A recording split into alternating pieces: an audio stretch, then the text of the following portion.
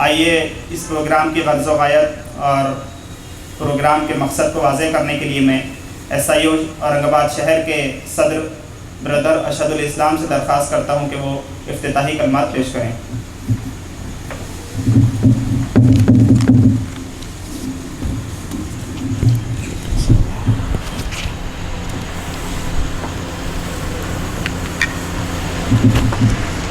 اعوذ باللہ من الشیطان الرجیم، بسم اللہ الرحمن الرحیم۔ رب اشرح لی صدری ویسر لی عمری واحلل عقدۃ من لسانی یفقہوا قولی۔ اسٹیج پر تشریف فرما تمام مہمانان، میرے بزرگوں، بھائیوں اور دوستوں، السلام علیکم ورحمۃ اللہ وبرکاتہ۔ جیسا کہ آپ لوگ سب جانتے ہیں، SIO ریاست گیر سطح پر ایک مہم نبی رحمت اور پروفٹ آف مرسی صلی اللہ علیہ وسلم اس عنوان سے منا رہی ہیں۔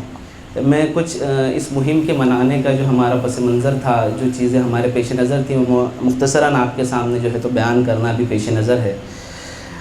ہم لوگ دیکھ رہے ہیں کہ پچھلے کچھ دنوں سے ہمارے ملک میں اہانت رسول صلی اللہ علیہ وسلم کے کچھ واقعات جو ہے تو رونما ہوئے۔ اس کے رد عمل کے طور پر، ایک فطری رد عمل کے طور پر امت مسلمہ نے جو ہے تو پورے ہندوستان بھر میں مظاہرے کیے، پروٹیسٹ کیے، اور حکومت کے ذریعے ان پروٹیسٹ کو کچلنے کی، دبانے کی بھی کوششیں کی گئی۔ اس میں کچھ مسلم نوجوان شہید بھی ہوئے، اور اس کے بعد جو ہے تو ہم دیکھتے ہیں کہ حکومت نے جو ہے تو اس جمہوری ملک میں جو ہے تو غیر جمہوری طریقے سے جو ہے ایک دن میں جو ہے تو ان پروٹیسٹ کرنے والوں کو جو ہے تو ملزم بنا کر پیش کیا اور ان کے گھروں پر بلڈوزر چلائے۔ تو یہ ساری سچویشن ہمارے سامنے ہمارے ملک کی ہے، جس کو SIO جو ہے تو بالکل کنڈیم کرتی ہیں۔ یہ ایک بہت ہی غیر جمہوری جو چیزیں جو ہے تو ملک میں ہو رہی ہیں۔ اب اگر ہم اس چیز پر غور کریں کہ جو واقعات ہمارے ملک میں ہو رہے ہیں، اس کو اگر ہمیں ختم کرنا ہے، کم کرنا ہے، تو اس کے لیے ہمارا لاہ عمل جو ہے تو کیا ہونا چاہیے؟ تو ہم یہ سمجھتے ہیں کہ یہ جو پروٹیسٹ اور یہ ساری چیزیں ہیں، یہ ایک بالکل جو ہے تو اس کی اپنی اہمیت ہے جمہوری، اس میں اس کو ہم کو کرنا چاہیے، لیکن اس سے آگے بڑھ کر جو ہمارے کرنے کا کام ہے وہ یہ ہے کہ اللہ کے رسول صلی اللہ علیہ وسلم کی محبت کے جو عملی تقاضے ہے، یہ جو ہے تو ہم جو ہے تو مسلم نوجوانوں میں اور غیر مسلموں میں بھی جو ہے تو ہم اس چیز کو جو ہے تو واضح کریں۔ اس کے لیے جو ہے تو ہم نے یہ مہم منانے کا جو ہے ایک فیصلہ کیا۔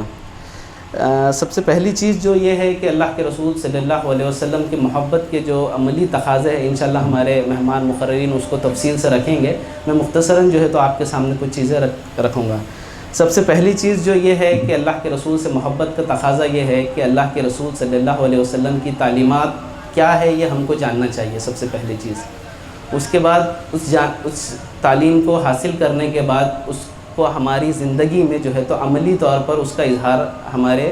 عمل سے جو یہ ہونا چاہیے۔ یہ اللہ کے رسول صلی اللہ علیہ وسلم کی محبت کا تقاضا ہے۔ اس کے بعد یہ ہے کہ ہمارے جو دوسرے مسلم بھائی بہنیں ہیں، ہم ان تک بھی جو ہے تو اللہ کے رسول کی سیرت کو، آپ صلی اللہ علیہ وسلم کے پیغام کو جو ہے تو پہنچائے، اور ان کو بھی اس بات پر آمادہ کرے کہ وہ اپنی پوری زندگی جو ہے تو اسلام پر اور سیرت کے مطابق وہ گزارے۔ تیسری چیز جو ہے اس سلسلے میں وہ یہ ہے کہ جو غیر مسلم ہمارے ساتھ اس ملک میں جو ہمارے غیر مسلم بھائی ہے، وہ دراصل اصل میں یہ جانتے نہیں ہیں کہ اللہ کے رسول صلی اللہ علیہ وسلم کی تعلیمات کیا تھی۔ آپ صلی اللہ علیہ وسلم نے جو دین، جو پیغام جو آپ نے لے کر آیا، وہ ان تک اگر وہ نہیں پہنچائے تو یہ ہماری ذمہ داری ہے کہ ہم ان تک جو ہے تو اس دین کو اور اللہ کے رسول صلی اللہ علیہ وسلم کی سیرت کے پیغام کو جو ہے تو ہم ان تک پہنچائے۔ ہم دیکھتے ہیں کہ اللہ کے رسول صلی اللہ علیہ وسلم نے ایک 23 سال کی مختصر سی مدت میں جو پرامن انقلاب جو لایا، اس کی نظیر جو ہے تو ہم کو پوری انسانی تاریخ میں جو ہے تو نہیں ملتی۔ مائیکل ہارٹ کے نام سے ایک بہت بڑے مصنف ہے، انہوں نے اپنی ایک بہت ہی شہر آفاق کتاب جو ہے ان کی دی 100، اس میں انہوں نے پورے انسانی تاریخ کے 100 ایسے لوگوں کو تذکرہ کیا ہے جنہوں نے بہت ہی دور رس اثرات جو ہے تو اس انسانیت پر جو چھوڑے ہیں۔ اس میں وہ محمد صلی اللہ علیہ وسلم کو پہلے نمبر پر رکھنے پر مجبور ہے، حالانکہ وہ مسلمان نہیں ہیں۔ یعنی اللہ کے رسول صلی اللہ علیہ وسلم کی تعلیمات جو ہے یہ انسانیت کے لیے بہت خیر خواہ ہے، اور یہ جو ہم کو اس تعلیمات کو نان مسلم لوگوں تک پہنچانا، یہ جو ہے تو ہماری ذمہ داری ہے۔ آپ صلی اللہ علیہ وسلم کی تعلیمات اگر کیا تھی، اگر یہ ہم اگر یہ سوال کریں تو حضرت عائشہ رضی اللہ تعالیٰ عنہ سے کسی نے پوچھا کہ اللہ کے رسول صلی اللہ علیہ وسلم کی زندگی کیسی تھی، تو آپ نے کہا کہ آپ نے قرآن نہیں پڑھا۔ یعنی اللہ کے رسول صلی اللہ علیہ وسلم کی پوری جو زندگی تھی وہ قرآن کا چلتا پھرتا نمونہ تھا۔ اللہ تعالیٰ جو ہم سے چاہتا ہے کہ ہم اپنی زندگی کیسے گزاریں، کیا چیزیں کریں، کیا چیزیں نہ کریں، وہ اللہ کے رسول صلی اللہ علیہ وسلم نے اپنی پوری زندگی میں جو ہے تو اس پر عمل کر جو ہے تو ہم کو بتایا ہے۔ اب یہ ہماری ذمہ داری ہے کہ ہم ویسے ہی چیز مطلب قرآن سے وہ استفادہ کریں اور جو ہے اپنی زندگی جو ہے تو عملی نمونہ جو ہے تو قرآن کا ہم لوگ بھی بنیں۔ قرآن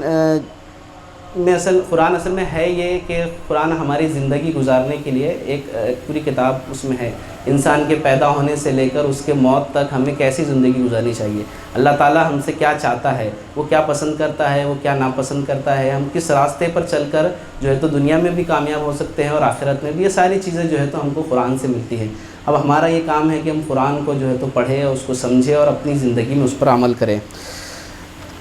اس کے علاوہ اگر آج کی جو ہم اورنگ آباد کے بالخصوص اگر ہم چیزیں دیکھیں تو ہم یہ محسوس کرتے ہیں کہ آج کے معاشرے میں جو برائیاں عام ہوتی جا رہی ہے، جیسے کہ نشے کی لت جو ہے تو ہم دیکھ رہے ہیں کہ مسلم نوجوان اس میں بھی ملوث ہو رہے ہیں، حالانکہ اسلام میں جو ہے تو نشہ جو ہے تو بالکل حرام ہے۔ اس کے علاوہ وہ نشے کے بعد جو ہے تو قتل کی واردات ہو رہی ہیں، اس کے علاوہ فحاشی و ریانیت جو ہے تو نوجوانوں میں بڑھتی جا رہی ہے، حلال حرام کی تمیز جو ہے تو ہماری زندگی سے ختم ہوتی جا رہی ہے۔ یہ ساری چیزیں ہم محسوس کرتے ہیں کہ یہ سب معاشرے میں ہو رہی ہیں۔ اگر ہم یہ ساری چیزیں کر رہے ہیں اور اپنی زندگی اللہ کے رسول کے بتائے ہوئے طریقے پر نہیں گزار رہے ہیں تو یہ اللہ کے رسول سے محبت کا جو ہے تو یہ اظہار بالکل بھی نہیں ہے، اور ہم اگر یہ سب نہیں کر رہے ہیں اور یہ ان برائیوں میں مبتلا ہے تو مجھے نہیں لگتا کہ ہمیں کوئی حق ہے کہ ہم یہ کہہ سکیں کہ ہم اللہ کے رسول کے محب رسول اگر ہم ہیں۔ تو یہ ساری چیزیں ہمارے پیش نظر تھی کہ ہم چاہ رہے تھے کہ مسلم نوجوانوں میں بھی سیرت کا پیغام عام کیا جائے، اس کے ساتھ ساتھ غیر مسلموں تک بھی اس پیغام کو جو ہے تو پہنچایا جائے، یہ ساری اس کا پس منظر تھا اس مہم کے منانے کا۔ اتنا کہہ کر میں اپنی جگہ لوں گا۔ جزاک اللہ خیر۔